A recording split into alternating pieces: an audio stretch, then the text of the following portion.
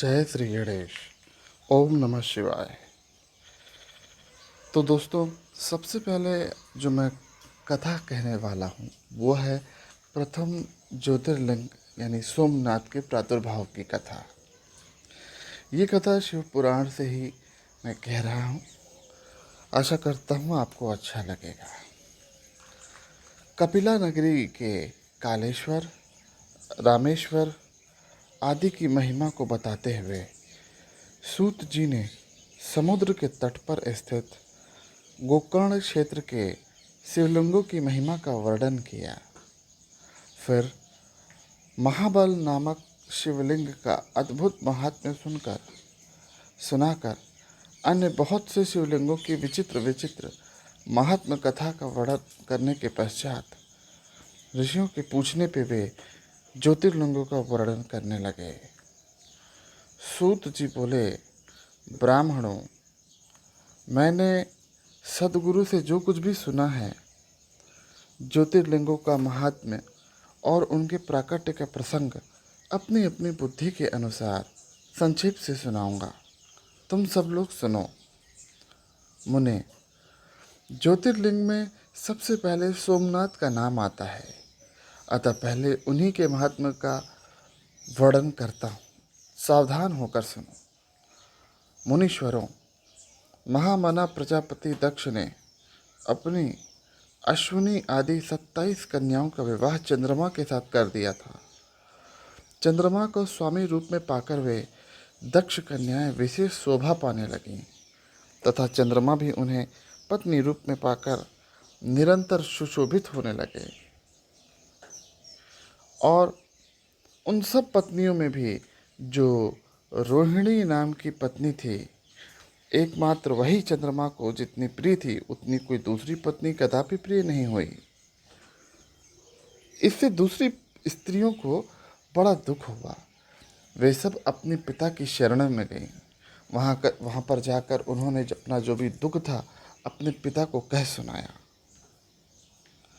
उनसे निवेदन किया। द्विजों, वह सब सुनकर दक्ष भी दुखी हो गए और चंद्रमा के पास आकर उनसे शांतिपूर्वक बोले।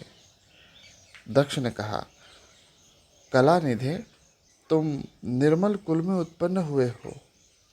तुम्हारे आश्रय में रहने वाली जितनी भी स्त्रियां हैं, उन सब के प्रति तुम्हारे मन में न्यून अधिक भाव क्यों है?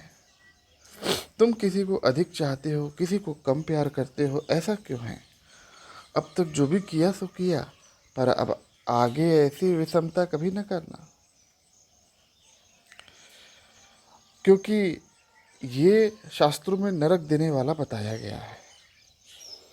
महर्षियों अपने दामाद चंद्रमा से स्वयं ऐसी प्रार्थना करके दक्ष प्रजापति घर को चले गए। उन्हें पूर्ण निश्चय हो गया था कि फिर से आगे ऐसा कभी नहीं होगा, पर चंद्रमा प्रबल भावी से विवश होकर उनकी बात नहीं माने।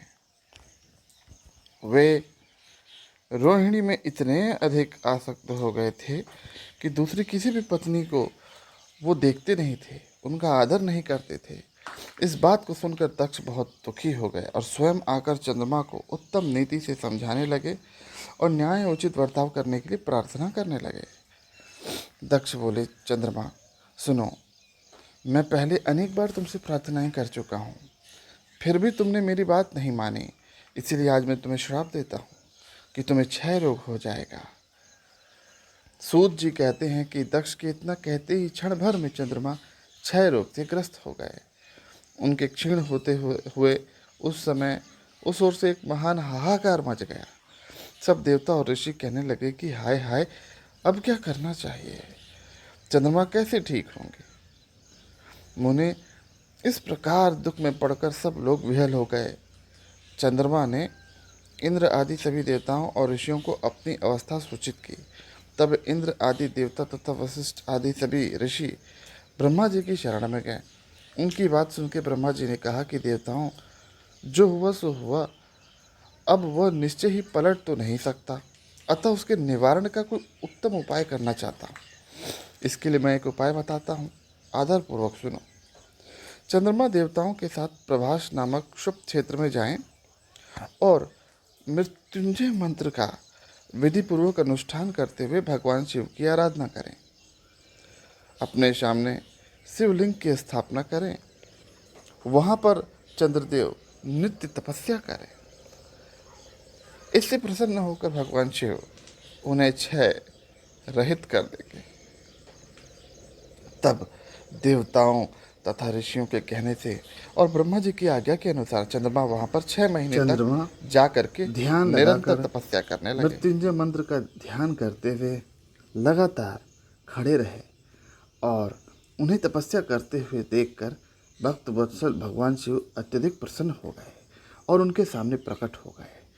अपने भक्त चंद्रमा से बोले, शंकर जी ने कहा, चंद्रदेव तुम्हारा कल्याण हो, तुम्हारे मन में जो भी अभिष्ट हो वो वर मांगो, मैं तुम पर प्रसन्न हूँ, तुम्हें संपूर्ण उत्तम वर प्रदान करूँगा।